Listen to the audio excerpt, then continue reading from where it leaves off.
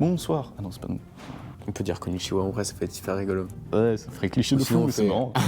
Ohayou gozaimasu. On se retrouve aujourd'hui pour une nouvelle vidéo pour la présentation de tous nos outils qu'on a réussi à dégoter au Keizo Lokai. Donc le Keizo Lokai, c'était le concours de rabot japonais qu'on avait été pendant notre road trip il y a quelques semaines. Le Keizo Lokai étant un événement assez gros, on avait quand même la chance de voir pas mal d'artisans et de forgerons qui étaient assez connus à travers tout le Japon.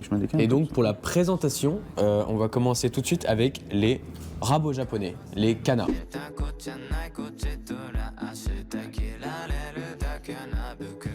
Attends, c'est comment ça? Bon les gars, du coup là on va parler des rabots japonais, ou kana en japonais. C'est vraiment un must dans la menuiserie traditionnelle japonaise. Et déjà il fait un truc super différent de ce que nous on a l'habitude de voir en France. C'est que ce rabot se tire à la place de se pousser. Ça fait une différence monstrueuse.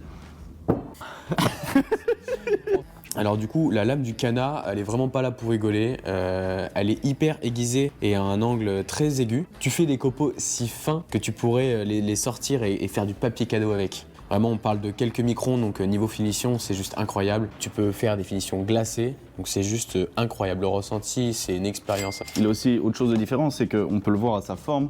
Il ressemble pas au rabot européen comme on a chez nous. Il est vraiment beaucoup plus simple. Il n'y a pas de molette, pas de vis pour le régler. C'est vraiment, tu prends ton marteau, tu tapes au cul. C'est vraiment au ressenti que tu le règles. Et donc c'est un peu plus roots. C'est la technique qui va changer et genre je peux le régler 1000 fois plus précisément.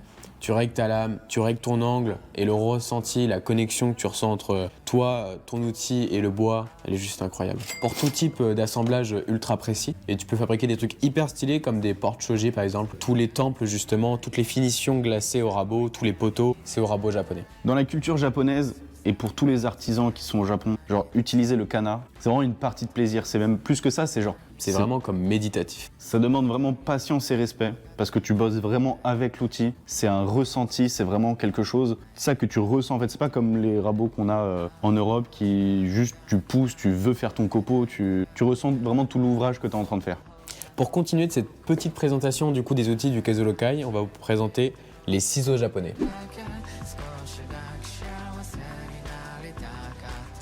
Donc les ciseaux japonais, appelés aussi nomi au Japon, c'est vraiment du vrai lourd. Les ciseaux japonais, donc les nomi pour les puristes, c'est vraiment un petit bijou que tout le monde a au Japon parce que les nomi, c'est vraiment un petit bijou. C'est à la fois simple et précis. Les artisans japonais, ils ont vraiment conçu ça très bien durant des centaines et des centaines d'années et ça se voit en fait dans la qualité de l'outil. Donc voilà, si tu aimes travailler en fait le bois, cet outil, il est vraiment fait pour toi. Pourquoi ces ciseaux sont incroyables? Et ben c'est pas compliqué. Déjà, faut commencer par la base.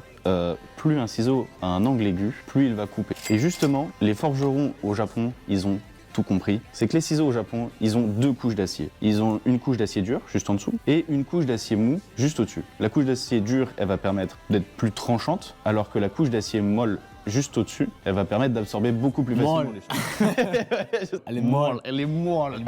Donc la combinaison de ces deux aciers, en fait, ça fait juste des ciseaux exceptionnels qu'on peut garder des dizaines et des dizaines d'années. Ça change tout. Donc ça c'est pour la partie en acier. Le manche, lui, il va être en bois plus dur du coup. Donc souvent ça va être en chêne blanc japonais ou en noyer japonais. Ceux-là par exemple, c'est différent, ils sont en ébène. Il y a un petit aussi renfort en métal qu'on appelle la virole qui est au bout justement du manche du ciseau japonais. Donc il est pas là pour faire joli, même s'il est très joli, c'est fait pour absorber les coups de maillet, les coups de marteau, sans broncher. Mais bon, faut faire quand même hyper attention, c'est-à-dire qu'on tape pas comme un bourrin, on y va quand même doucement, on travaille avec l'outil et pas contre l'outil. Donc à quoi servent les ciseaux japonais? Donc c'est pour tout ce qui est des tenons, des mortaises, tout passe comme dans du beurre avec. Donc pour tout ce qui est des détails, petit ajustement, hop, un petit coup de nomi et l'affaire est finie. Et puis pour tout ce qui est des finitions, c'est lisse comme un miroir, c'est prêt pour impressionner tout le monde. Alors déjà, sur un ciseau, la base c'est de pas négliger l'affûtage. Parce que c'est vraiment ce qui va permettre de couper. Donc avec une bonne pierre à eau, la lame elle sera super bien aiguisée. Ensuite, tu vas doucement avec le marteau,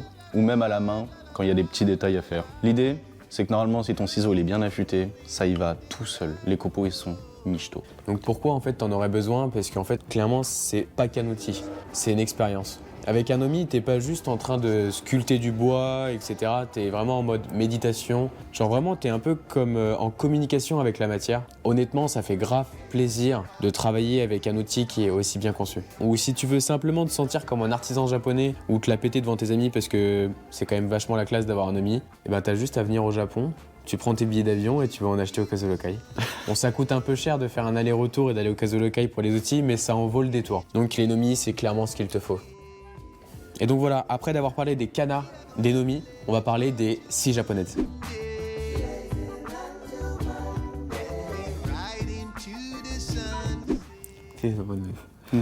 Donc les scies japonaises, appelées nokogiri au Japon, ces petites merveilles vont faire passer vos scies occidentales à des antiquités. Ultra précis, ultra léger, elles s'utilisent en se tirant, ouais, et ça franchement, ça change tout. Pourquoi? Parce que si tu utilises en fait ta scie japonaise en poussant, elle se tord, simplement. Alors pourquoi ces scies elles sont vraiment géniales? Déjà, comme il vient de le dire, on coupe en tirant et pas en poussant. Le fait de tirer et de pas te pousser, c'est déjà tu vas pas comme un bourrin, donc ça permet un meilleur contrôle. Et en plus du fait qu'elles soient quand même vachement fines, ça permet de faire des coupes nickel chrome. Ensuite, ces lames elles sont interchangeables. Une fois que ta scie elle a bien servi, elle est morte, pas besoin de racheter la scie entière, t'enlèves la lame, t'en replaces une, nickel, pas d'embrouille. Donc ces scies elles sont aussi incroyables parce qu'elles ont plusieurs styles de denture qui sont adaptés à tout. Donc que ce soit pour couper à travers fil ou couper dans le sens du fil, il y a vraiment des dentures pour chaque cas de figure. Et il y a même certaines scies, comme les Ryoba, donc c'est les scies comme celle-là, qui ont les dentures des deux côtés pour couper en travers fil ou dans le sens du fil. Et il y a aussi du coup les scies japonaises, les dozuki, qui est en fait une scie japonaise avec un dos renforcé sur le dessus. Donc c'est pour toutes les coupes ultra fines et ultra précises. Donc c'est un peu idéal pour tout ce qui est des queues d'aronde par exemple. Et donc il y a aussi les scies japonaises, les kataba, donc sans dos, droite, très simple. Et c'est des grandes lames, donc c'est parfait pour faire des coupes très profondes. Et il y a bien sûr les azebiki, donc c'est les scies japonaises très très grosses, courbées. Donc c'est parfait pour directement démarrer au milieu d'une planche. Et il y a aussi des petites azebiki, pas que des grandes, pour faire des travaux plus précis, des petites menuiseries. Ok, donc comment on sert une scie comme ça? Eh ben c'est pas compliqué.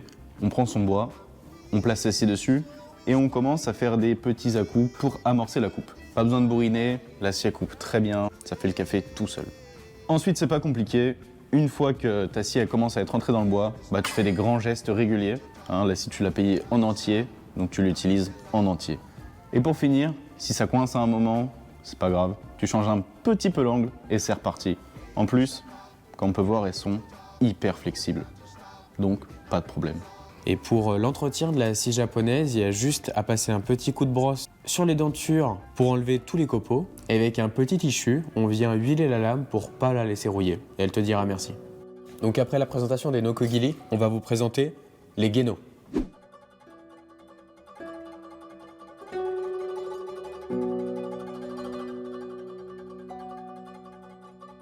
Donc les marteaux japonais, en japonais se prononcent geno. C'est pas simplement un marteau, un bout de métal avec un manche, ça a vraiment toute sa subtilité derrière cet outil.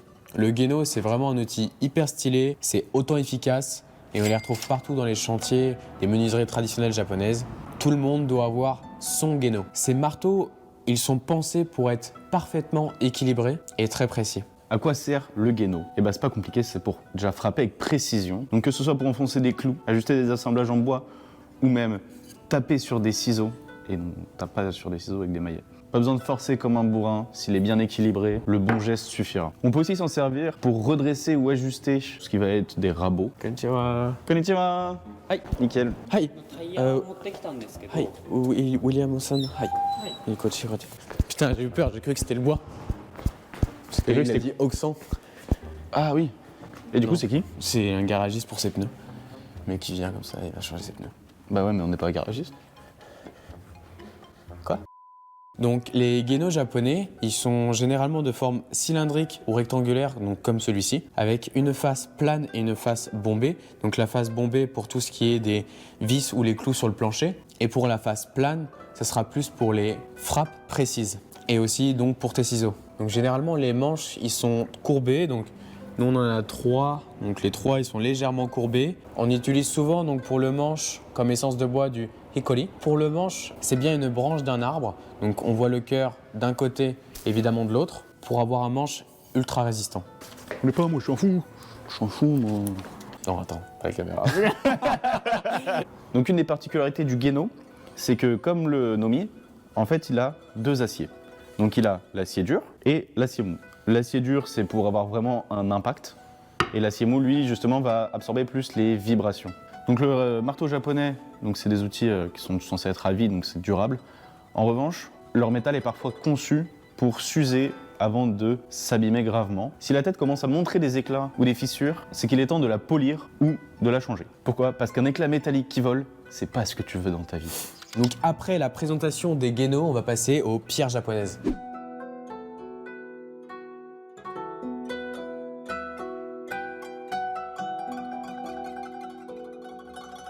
Donc si tu es un passionné en fait par le bois ou juste un gros maniaque de l'affûtage, les pierres japonaises ils sont vraiment faites pour toi. Avec les pierres japonaises, donc on affûte les nomi, on affûte les kanas, mais aussi tu peux affûter en fait tes couteaux de cuisine.